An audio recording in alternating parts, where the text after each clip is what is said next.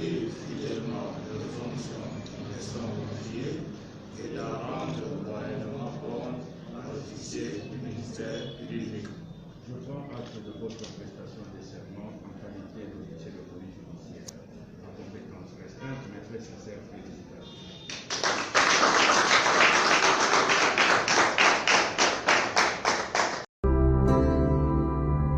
L'Assemblée provinciale de l'Ordre national des médecins vétérinaires a vécu ce samedi 6 mars 2021 en la salle Aroupé.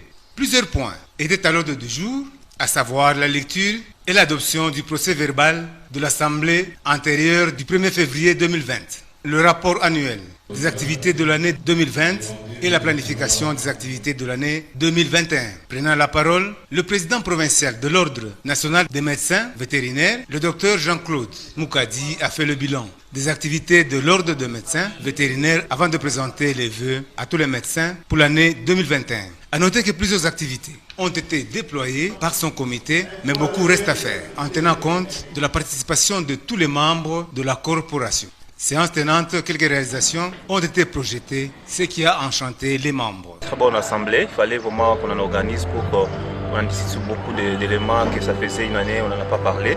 Alors l'organisation est très très bonne. Depuis l'avènement de l'Ordre national des médecins vétérinaires, notre visibilité elle est maintenant effective et nous avons un bureau du conseil provincial très dynamique. Nous les encourageons à continuer et nous allons les accompagner.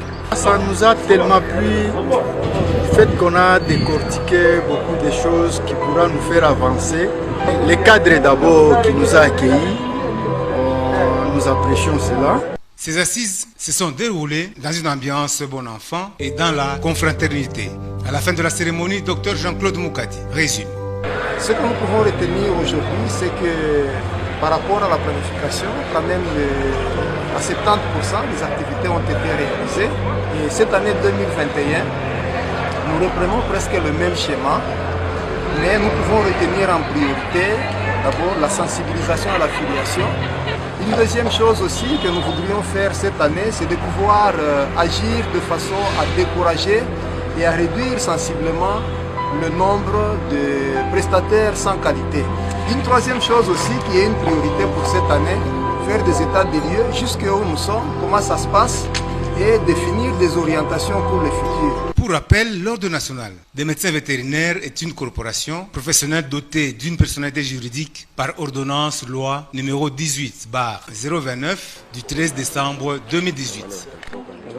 Environ 60 000 personnes, dont les enfants, en majorité mordus par les chiens contaminés, meurent de la rage dans l'extrême souffrance selon la révélation des statistiques mondiales des organisations internationales de la santé. Dr Samuel Beya, médecin vétérinaire, déclare que la seule façon de prévenir contre cette maladie si mortelle est de faire vacciner les animaux de compagnie. Retenez que quand un animal n'est pas vacciné, quand un homme est mordu, automatiquement vous allez être contaminé. Et la rage, elle est incurable.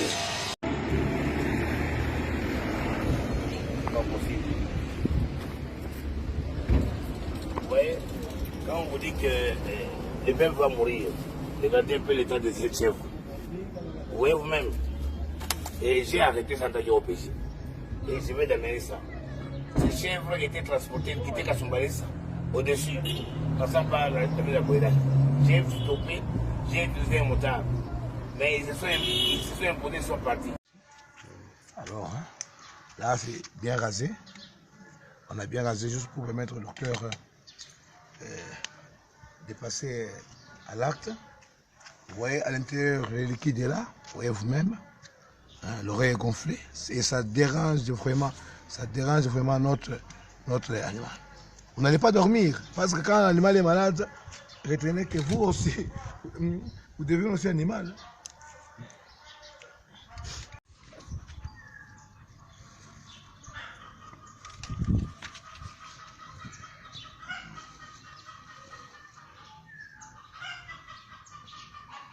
Et voyez un peu ce travail ici. Tu peux le faire seul, même si on aime l'argent. Tu ne peux pas faire ça seul. Est-ce que tu vas utiliser le fils du propriétaire qui n'est pas du domaine? Mais il y a des étudiants à la faculté. c'est pendant le confinement. C'est le moment de ce que les étudiants puissent... Ça, c'est les pratiques professionnelles. Les étudiants qui sont là-bas, à la faculté, ils viennent, ils l'aident comme ça. Ce sont les gens qu'ils ont déjà étudié. Maintenant, ils voient ça. Qu'est-ce que c'est que l'anesthésie? Qu'est-ce que c'est qu'une médication? Kétamine, c'est quoi? L'animal, ça coûte ça combien de temps? Ils ont eu l'anesthésiologie. Ce sont des questions théoriques qu'ils ont. Ça vient du pratique ici. L'incision en S, c'est une incision en S. Parce que c'est une incision en S. Vous voyez bien, docteur, faites tenir l'oreille, qu'il voit. C'est une incision, c'est en S. Vous avez vu, il a fait les S, il est là. C'est ce que nous avons vu en chirurgie avec le professeur docteur Bilemo, avec son assistant docteur Leng. L'anesthésiologie, c'est avec le docteur Pongombo que nous devons appliquer. Il y a deux cours ici. Il y a l'anesthésiologie et la chirurgie. Plus loin encore, la pharmacologie va intervenir. Les médications, les produits qu'on a. Il y a aussi la pharmacologie qui intervient. Comprenez un peu que non, il n'y a pas de quoi aller travailler seul.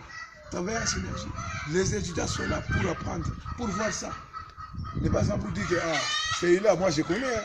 Celui-là, il parle beaucoup. Celui-là, partager, l'ouverture du partage de la science. Nous sommes partis.